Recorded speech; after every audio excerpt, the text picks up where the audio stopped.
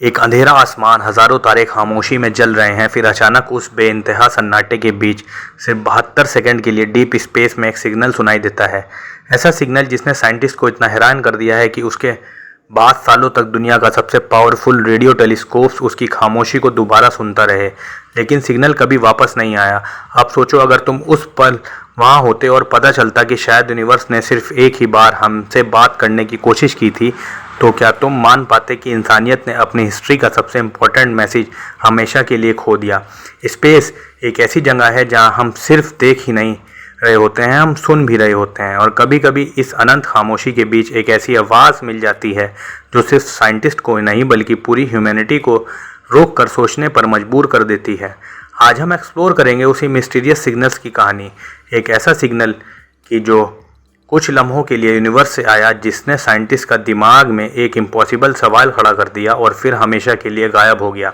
हम जानेंगे कि वो सिग्नल डिटेक्ट कैसे हुआ, उसमें ऐसा क्या था जो इतना अलग बनाता था। साइंटिस्ट ने उसके पीछे एक सच जानने के लिए कौन कौन सी थ्योरीज टेस्ट की, और इतने सालों बाद भी ये मिस्ट्री सॉल्व क्यों नहीं हो पाई।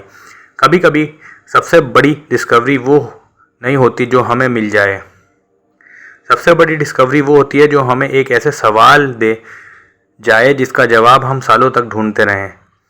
आपने कभी रात का आसमान को देखा होगा, हजारों तारे दिखते हैं लेकिन उनके पीछे छुपी कहानी का अंदाज़ा लगाना भी मुश्किल है।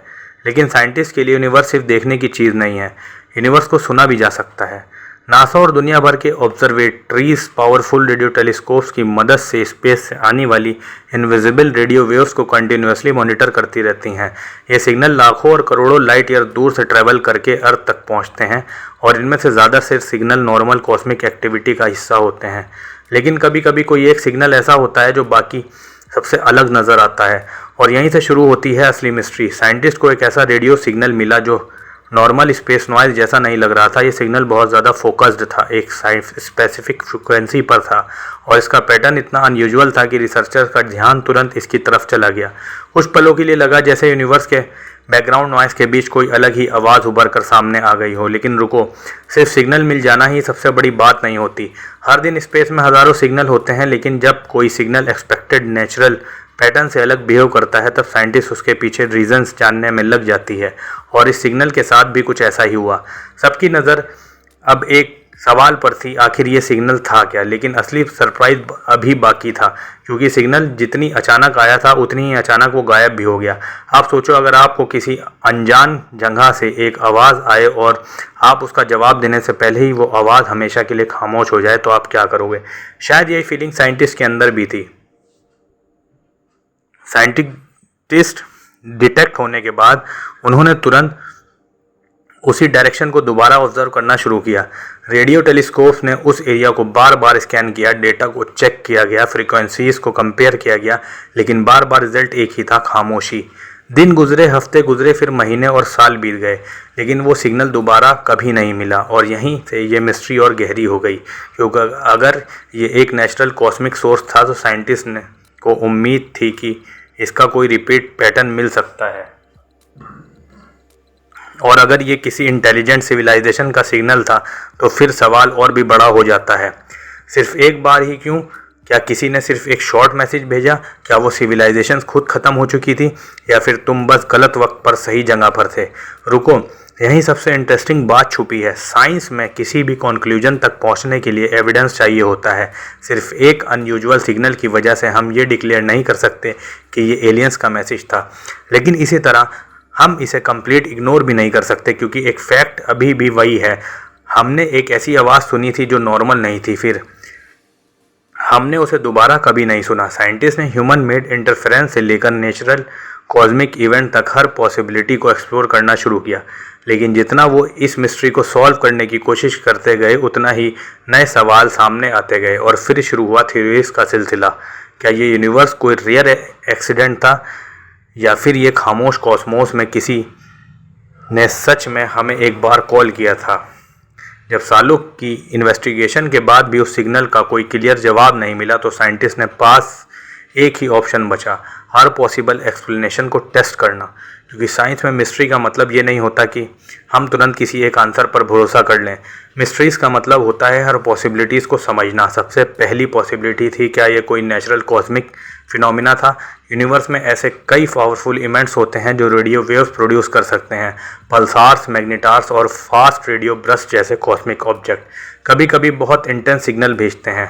हो सकता था कि ये भी किसी अननोन नेचुरल इवेंट्स का रिजल्ट हो, लेकिन प्रॉब्लम ये थी कि इस सिग्नल का पैटर्न नॉन कॉस्मिक सोर्स से परफेक्टली मैच नहीं करता था। ये कुछ ज़्यादा ही फोकस्ड और अनयूजुअल था। फिर दूसरी पॉसिबिलिटी सामने आई, क्या ये अर्थ से आई कोई इंटरफेरेंस थी? हो सकता था किसी सैटेलाइट कम्युनिकेशन सिस्टम या किसी ह्यूमन मेड सोर्स ने गलती से ऐसे सिग्नल क्रिएट किया हो।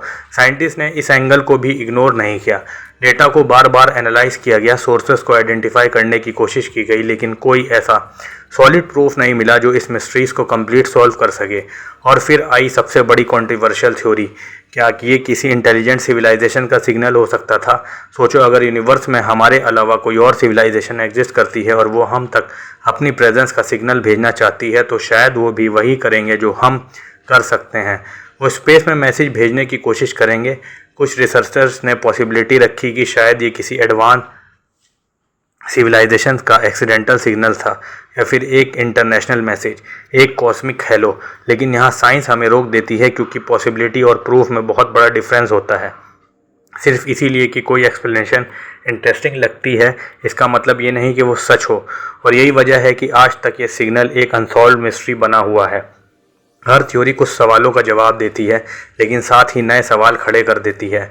और शायद इसी वजह से सिग्नल इतना फैसिनेटिंग है, क्योंकि इसका जवाब इतना दूर जाता है, उतना ही यूनिवर्स और मिस्ट्रियस लगने लगता है। लेकिन अब सबसे बड़ा सवाल ये है, क्या हमने सच में कोई और सिविलाइजेशन की आवाज़ सुनी थी, या फिर ये सिर्फ यूनिवर्स का एक रियर कोइंसिडेंस था? आज भी हमारे पास इसका फाइनल आंसर नहीं है। हम ये नहीं कह सकते कि वो सिग्नल एलियंस का मैसेज था, और हम ये भी नहीं कह सकते कि वो बस एक रैंडम कॉस्मिक इवेंट था। लेकिन एक बात ज़रूर है, सिर्फ कुछ सेकंड्स के लिए आई उस आवाज़ ने इंसान को एक ऐसा सवाल दे दिया जो शायद किसी भी डिस्कवरी से बड़ा है। क्या हम इस यूनिवर्स में अकेले हैं? सोचो, इस यूनिवर्स में अरबों गैलेक्सीज़ हैं, हर गैलेक्सीज़ में अरबों स्टार्स हैं। उनमें से कितने ही प्लैनेट्स ऐसे हो सकते हैं जहां लाइफ के लिए कंडीशन एग्जिस्ट करती हों? तो क्या यह मुमकिन है कि इतनी बड़ी रियलिटी में सिर्फ हम एक इकलौते इंटेलिजेंट बींग्स हैं, या फिर कहीं बहुत दूर कोई और सिविलाइजेशन भी इसी वक्त आसमान की तरफ देखकर वही सवाल पूछ रही है?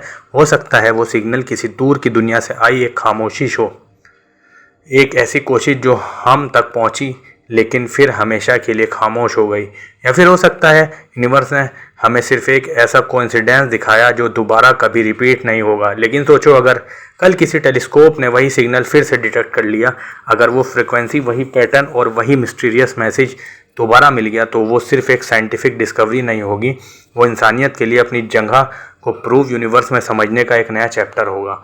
क्योंकि शायद सबसे बड़ा सवाल ये नहीं कि सिग्नल किसने भेजा था, सबसे बड़ा सवाल ये है, अगर यूनिवर्स ने सच में हमें एक बार आवाज़ दी थी, तो क्या हम उसे पहचान पाए? अब तुम बताओ, तुम्हारे हिसाब से वो सिग्नल क्या था? एक रियर नेचुरल कॉस्मिक मिस्ट्री, या फिर किसी अनजान सिविलाइजेशंस का पहला और आखिरी मैसेज?